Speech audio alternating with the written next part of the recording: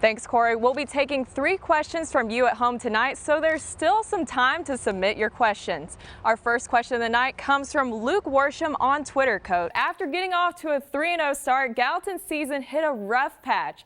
The Green Wave dropped its last 2 games by a combined 50 points. Tonight, they look to end that streak at Hendersonville. Thanks, Corey. Well, you're not going to believe this, but the streak is finally over. Today, Marcus Mariota got intercepted. The Lions got ranked number 16 in the nation, and they're also the only Tennessee team to make the top 25. Tennessee Titans tight end Delanie Walker knows hardships. Not only has he survived 10 years in the NFL, he also came from a low-income household with barely enough money to even fix his backpack. The motivation for Saturday's game is twofold for the Predators.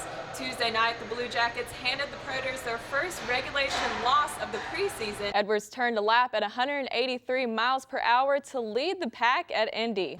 Now, this is the second time in program history that the Bisons have even made it to the regional championship, but they're not letting that discourage them. The bye week is here for the Tennessee Titans, and this year we aren't saying goodbye to the season.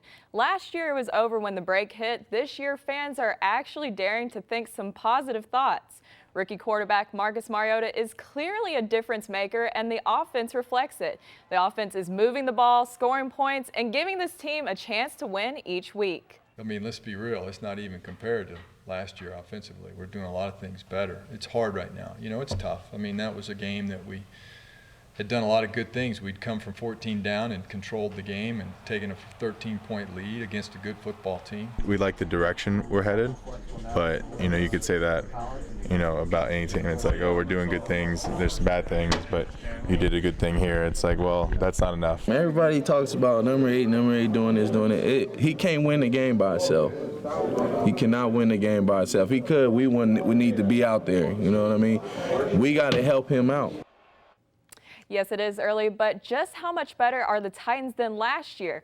First off, scoring is up. They were 30th in the league, scoring less than 16 points a game last year. This season, almost 30 points. Last season, they were 22nd in passing. This season, they're 15th. Last year, they were 26th with running the ball, and today, they're 10th. Last night wasn't the best performance we've seen from the Nashville Predators. The very lopsided 5-2 loss to the Blue Jackets also happened to be their first regulation loss of the preseason. The good news, of course, it's just the preseason. Might as well get the ugly losses out of the way now before they actually count. The bad news, they don't count for another 8 days, something that can't come soon enough.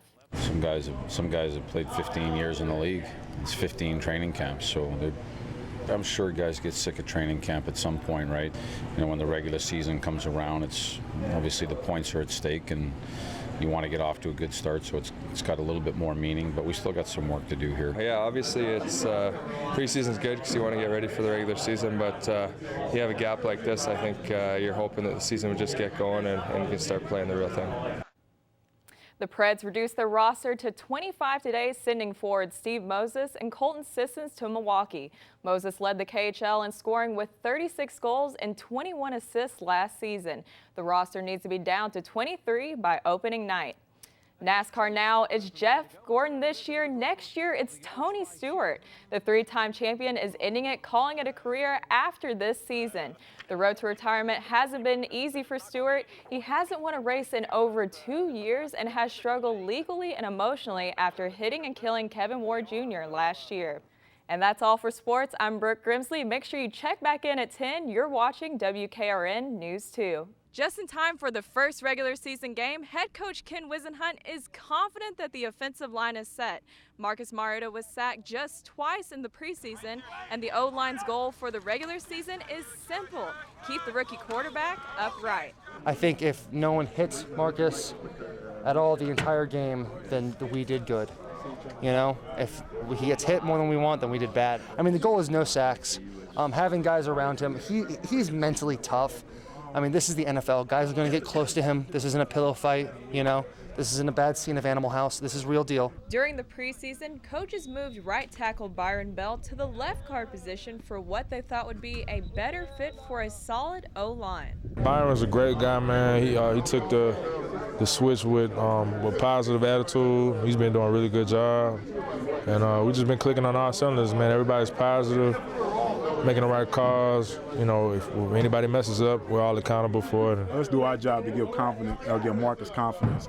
First road game, starting quarterback, and pretty sure there's a lot of hype behind it with him and Jameson, but you know, we just can worry about ourselves, but you know, I got to make sure, you know, guys up front, you know, we're getting that guy comfortable and keeping him upright, and we do that early, and we start fast, I think we'll be fine. Over the weekend, the Titans traded left guard Andy Levitri to the Falcons, moving Byron Bell to the new position, setting the offensive line.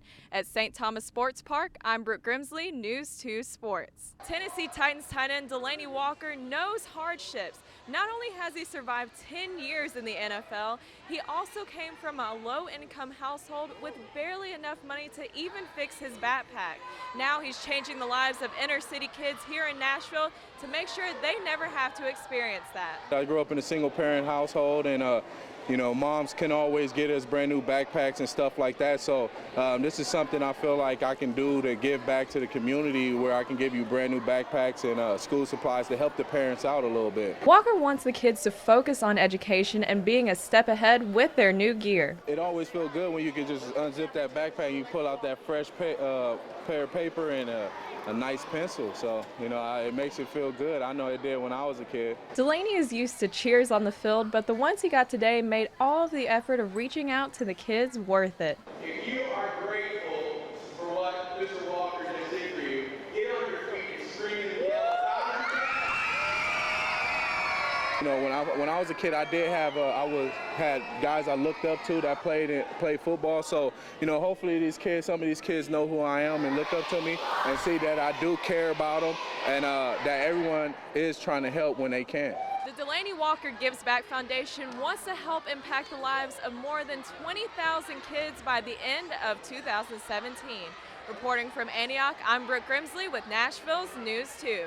Thanks, Corey. Well, you're not going to believe this, but the streak is finally over. Today, Marcus Mariota got intercepted at practice, but it took 3 defenders to finally make it happen, and they couldn't be more excited. Feels amazing.